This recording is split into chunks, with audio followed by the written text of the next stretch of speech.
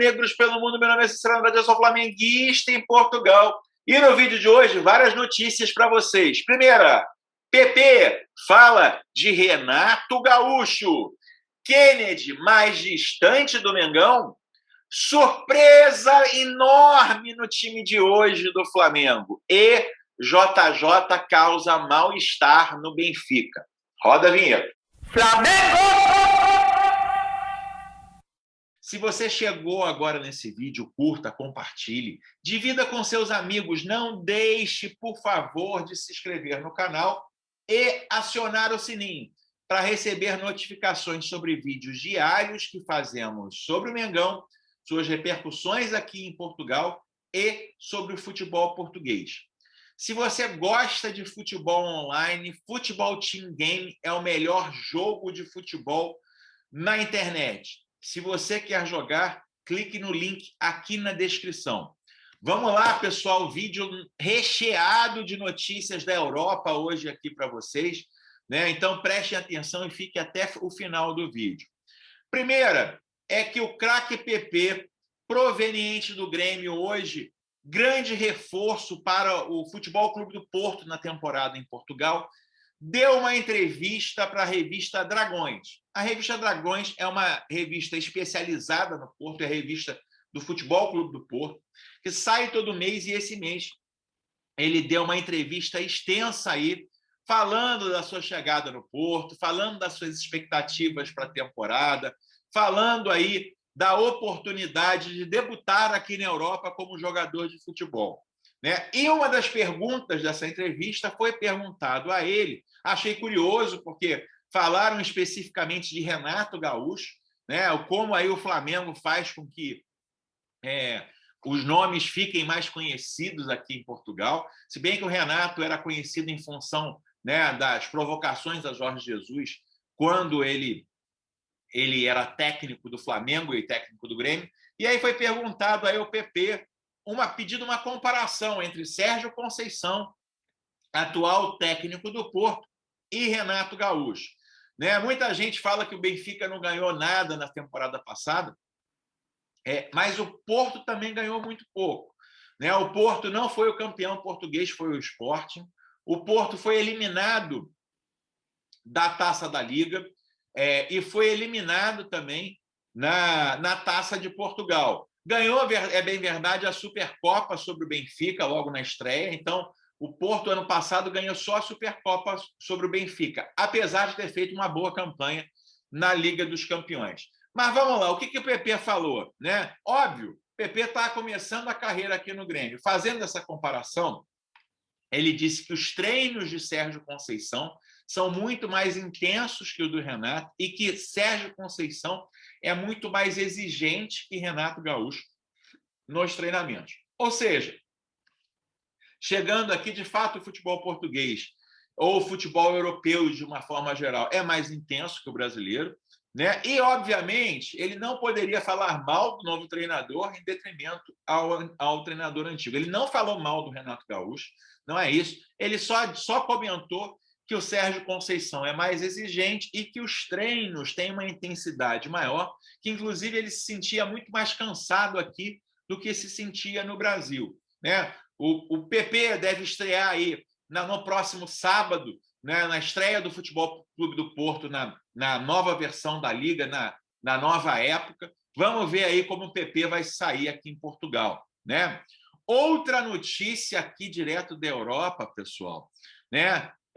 Todo mundo sabe que Marcos Braz e Bruno Spindel estão aqui na Europa atrás de dois jogadores. Né? Eles estiveram semana passada aqui em Lisboa, estão essa semana em Lyon, na França, tentando contratar o Thiago Mendes. Um outro alvo declarado é o Kennedy. Né? Eu falei do Thiago Maia? Eu falei Kennedy. Enfim, todos sabem que eles estão aqui na Europa, né? Todos sabem que Marcos Braz e Bruno Spindel estão aqui na Europa. Semana passada estiveram em Lisboa. Todos sabem que Marcos Braz e Bruno Spindel estão aqui na Europa. Semana passada estiveram aqui em Lisboa, em Portugal. Essa semana estão em Lyon, na França. discutindo lá com o Lyon a contratação de Thiago Mendes, mas outro alvo declarado do Mengão é o Kennedy. Essa semana, essa negociação sofreu um pequeno abalo quando o Chelsea ofereceu o Kennedy como moeda de troca ao Sevilha em função da possível contratação do zagueiro francês Koundé, né? Enfim, o Chelsea quer reforçar a sua vaga, o zagueiro francês vale mais ou menos aí 60 milhões de euros, e eles queriam usar os valores federativos do Kennedy como moeda de contrapeso aí, né, oferecendo ao Kennedy. Parece que o Sevilha não aceitou. E ontem, um novo indício que possivelmente essa negociação não sairá. Ontem aconteceu um amistoso pré-época aqui entre Chelsea e Tottenham, o placar final foi 2-2, né? E o Thomas Tuchel colocou o Kennedy para jogar no Chelsea no segundo tempo. Então, colocou o Kennedy para jogar, coisa que não acontecia há muito tempo. Kennedy não vestia a camisa do Chelsea há muito tempo. Tá certo que a passagem dele pelo Chelsea, ele praticamente não jogou realmente, foi emprestado para vários clubes, né? O Middlesbrough, o Newcastle, 2 temporadas, o Granada, o Getafe, ele pouco jogou efetivamente com a camisa do Chelsea. E ontem, surpreendentemente, o Thomas Tuchel colocou ele para jogar. Será que o Thomas Tuchel conta com o Kennedy para o restante da temporada? Vamos saber aí, enfim. Marcos Braz e Bruno Spindel sempre disseram que essas negociações são difíceis, e eu sempre digo para vocês, a preferência sempre dos clubes europeus será a negociação para outros clubes europeus, para que os jogadores fiquem na vitrine europeia, para que eles possam ser alvos aí de propostas ou de compras de outros clubes. Ir para o Flamengo, de certa forma, é tirar eles dos holofotes do mercado europeu, que é o mercado que centraliza ali as ações do mundo. Então, acho que fica cada vez mais distante a contratação de Kennedy para o Flamengo. Essa situação toda deve se resolver mais próximo ao fim da janela europeia, que acontece no dia 31 de agosto. Então, acho que muita água vai rolar debaixo da ponte aí para a gente observar mais as possíveis contratações do Mengão. Né? Falando um pouco agora do nosso ex-técnico, né, ídolo eterno, Jorge Jesus, pessoal. Ontem, o Benfica estreou aí na pré-Champions, né, com a vitória incontestável contra o Spartak Moscou, em Moscou. Né? Time que é dirigido pelo desafeto de Jorge Jesus, Rui Vitória, e que foi especulado aí de forma muito forte no início do ano, quando se falava na demissão de Rogério Ceni. Rui Vitória foi um técnico aí apontado ao Mengão. Diziam até que depois da derrota do Flamengo no Campeonato Brasileiro para o Ceará e para o Fluminense, 2 derrotas consecutivas, que o Rogério Ceni faria o seu último jogo em Goiás e que Rui Vitória já estava a caminho do Brasil. Era o que dizia aqui a imprensa portuguesa. E que assumiria o jogo logo após ao jogo contra o Goiás. O que aconteceu, a história, vocês já sabem, Rogério Ceni e o Flamengo ganharam aí de 3-0 do Goiás, fizeram uma sequência de vitórias muito grande, mesmo perdendo para o São Paulo no último jogo. O Flamengo foi campeão brasileiro e o Rui Vitória acabou não sendo técnico do Mengão. Né? Nesse confronto, né, o Benfica ontem talvez tenha feito aí uma das suas melhores partidas desde a volta do Jorge Jesus ao Benfica. Compararia, a única partida que eu acho que foi mais ou menos parecida foi a partida em que o Benfica, no final da temporada passada, ganhou do Sporting de 4-3, principalmente no primeiro tempo. Então, o Benfica estreia na sua temporada de jogos oficiais muito bem, praticamente garantindo a sua classificação. Semana que vem, aqui na Luz, no Estádio da Luz, né, haverá a segunda volta aí desse confronto, mas acho que garantiu a classificação. E Jorge Jesus, no final da entrevista, tanto na entrevista de campo como na entrevista coletiva, fez questão de dedicar a vitória a Luiz Felipe Vieira. Quem é Luiz Felipe Vieira, flamenguista pelo mundo? Luiz Felipe Vieira é o ex-presidente do Benfica, o presidente do Benfica que foi ao Brasil tirar Jorge Jesus do Flamengo, foi até com jatinho na época buscar Jorge Jesus, né, que usou o Jorge Jesus como campanha eleitoral, como plataforma de campanha eleitoral dele para a reeleição, e que foi afastado, está em prisão domiciliar aqui em Portugal, né, em função da Operação Cartão Vermelho, aonde foram desvendadas aí várias possíveis falcatruas de Luís Filipe Vieira. Ele está em prisão domiciliar, ele renunciou ao cargo de presidente do Benfica. Hoje, quem assume a presidência, quem é o presidente do Benfica, é o Rui Costa, né? Rui Costa, do mesmo grupo político de Luís Filipe Vieira, né? Porém, sabemos que a história de Luís Filipe Vieira está muito comprometida.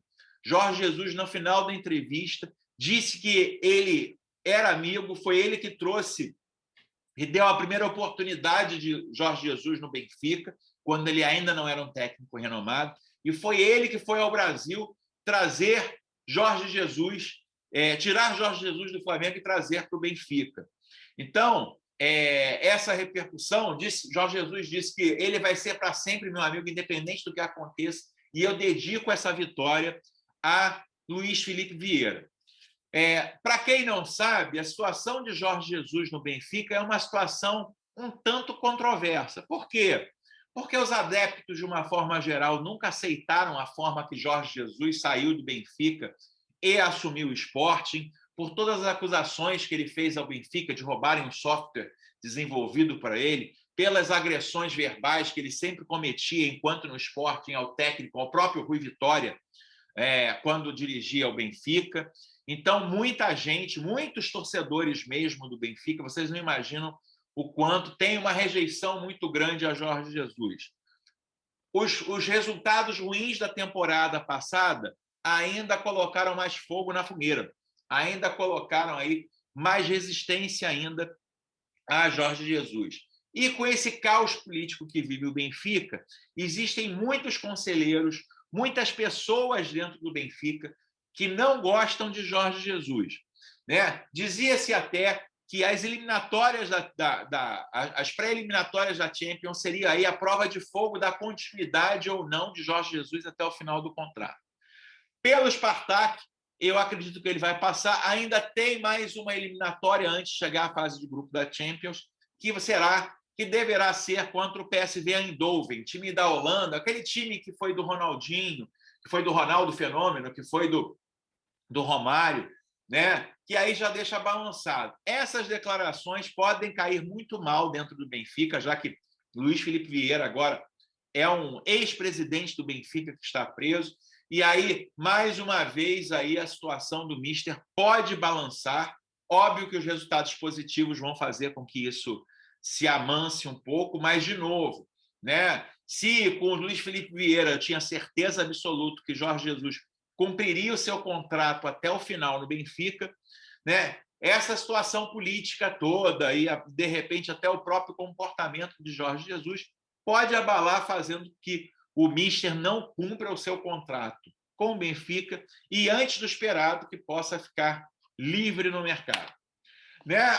Notícia: Flamengo e ABC hoje à noite, né? Flamengo aí mandando um time misto, um time reserva, para jogar contra o ABC de Natal, de forma muito justa, na minha opinião, pois ganhou o primeiro jogo de 6-0. Convocados para o jogo: Gabriel Batista, Hugo e João Fernando, goleiro da base, como goleiros. Laterais direitos: Mateuzinho, Rodinei e, para minha surpresa, Luan Salles, um lateral. Mais uma vez, o Flamengo leva 3 laterais direitos para um jogo. Mas eu já vou explicar, isso tem as suas consequências.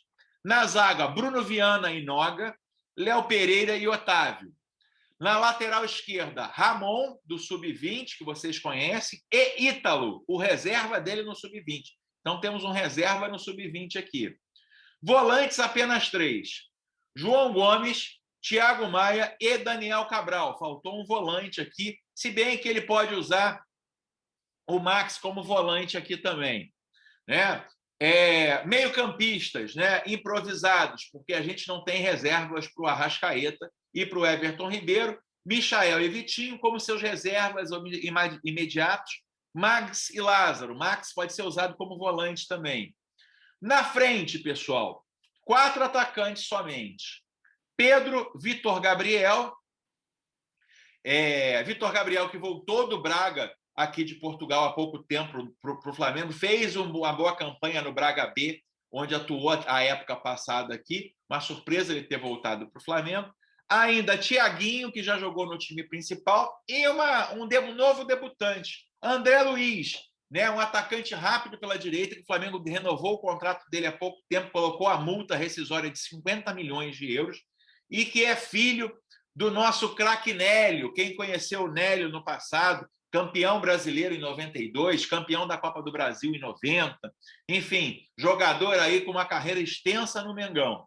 Né? Provável escalação, aí vem a surpresa, pessoal.